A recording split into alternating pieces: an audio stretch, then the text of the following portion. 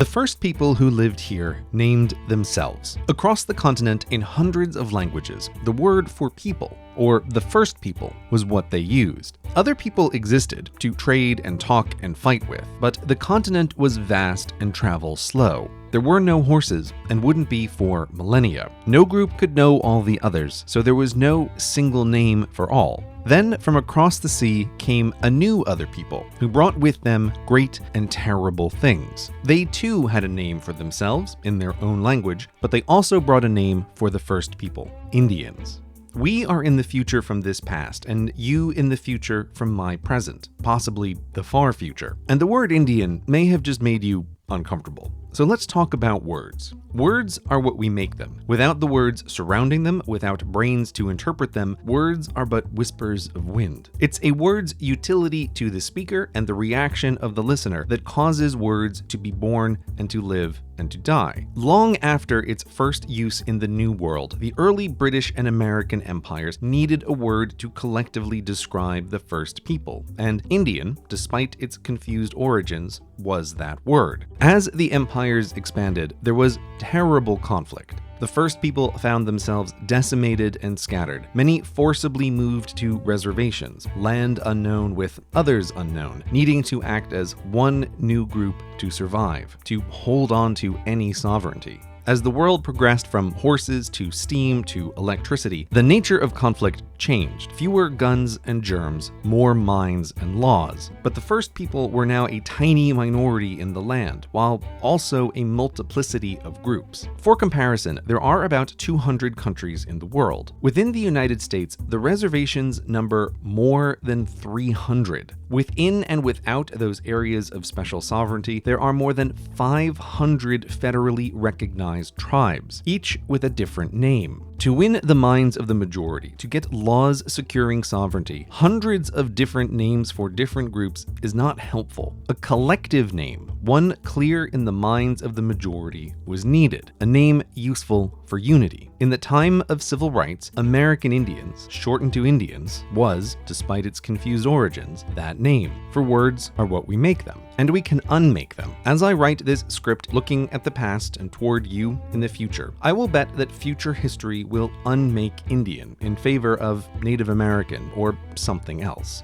You know if this has happened, but here, as part of working on this series, I've traveled to many reservations to see them and to talk to the people who live in them. On reservations, the word Indian is still used without hesitation or negative connotation, used as identity, not universally, but near it. You, like me, may be surprised to hear that, given the word's confused origins, but words are what we make them, and Indians have made the word theirs. Now, as for Native American, while preferred by some, there exists in others a strong dislike and resentment of the name. The word created to explain this dislike was passed on to me, and the only way to explain fully is to pass it on to you.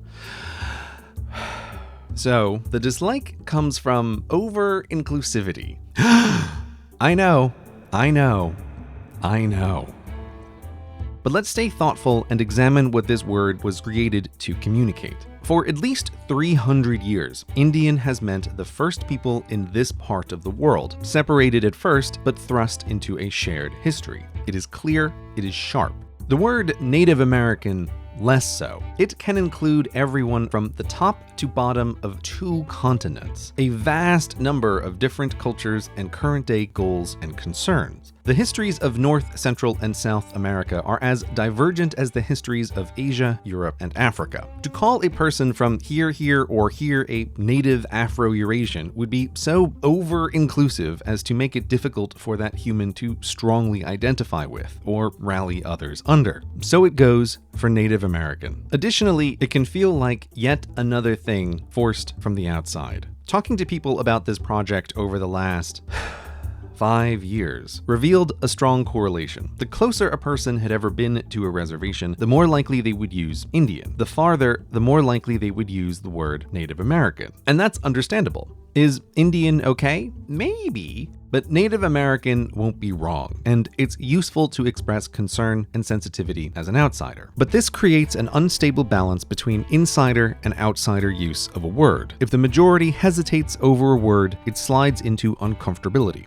or worse. If the majority decides a word is unacceptable, so it becomes. Groups should be able to name themselves, but when they're small, they often can't. The word used to describe themselves, outsiders, through sheer numbers, redefine. At the time of writing, this is happening to Indian, but the leading replacement is not as universally well regarded inside reservations as those outside may expect. As we will talk about, many things have been given to the first people, promises and rights and lands, only once used and adopted by them to be taken away. So it may go again. Thus, this series will use American Indian or Indian for three main reasons. 1. The word is clear in geography and history, limited to the first people of what is now the continental United States. 2. The tribal governments and the United States government use Indian. The Bureau of Indian Affairs, staffed by Indians, which mediates between the two governments, also uses Indian. To call governments and departments and laws by names other than what they are would be pointlessly confusing. 3. At the time of writing, Indian is used by Indians on Indian reservations to describe themselves. Okay,